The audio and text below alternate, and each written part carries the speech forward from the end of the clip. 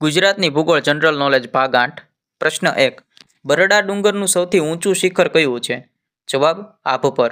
પ્રશ્ન 2 કચ્છમાં આવેલા ડુંગરોની હારમાળાને શું કહે છે? જવાબ ધાર.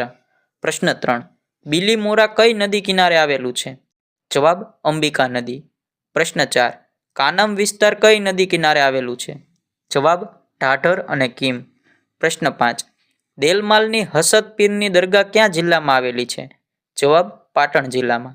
પ્રશ્ન 6 તાનારીરીની સમાધિ ક્યાં આવેલી છે? જવાબ વડનગરમાં. પ્રશ્ન 7 કચ્છ જિલ્લાનું ક્ષેત્રફળ કેટલું છે? જવાબ 45,692 ચોરસ કિલોમીટર.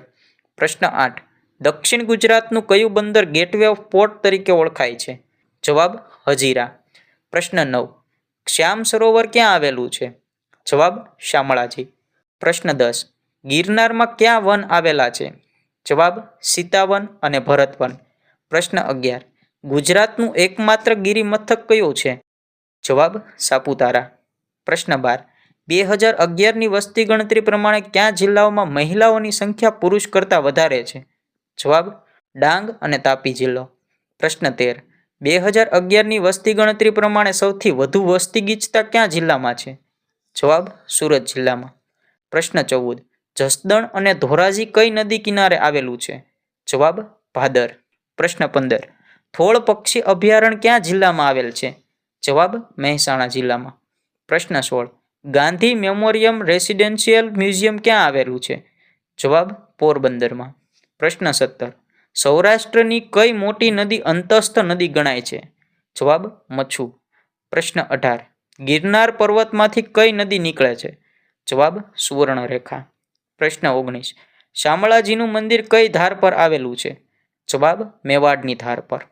પ્રશ્ન 20 ગૃહાઈ સિંચાઈ યોજના કયા જિલ્લામાં છે?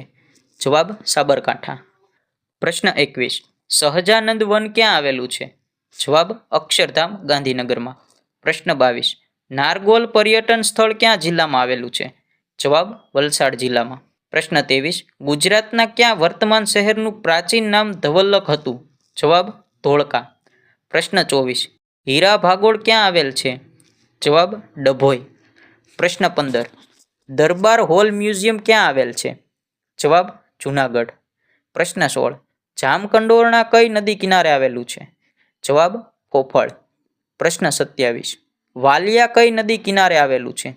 જવાબ અમરાવતી. પ્રશ્ન 28 સમત્સર તળાવ ક્યાં આવેલું છે? જવાબ હળવદ. પ્રશ્ન 29 પંચામૃત ડેરી ક્યાં આવેલી છે? જવાબ ગોધરા. પ્રશ્ન 30 ગુજરાતનું કયું સ્થળ હીરક નગરી તરીકે ઓળખાય છે? જવાબ સુરત. આવા જ ગુજરાતી જનરલ નોલેજના વિડીયો જોવા માટે અત્યારે જ વિડીયોને લાઇક કરો, ચેનલને સબસ્ક્રાઇબ કરો અને આ વિડીયોને તમારા મિત્ર વર્તુળમાં શેર કરી દો.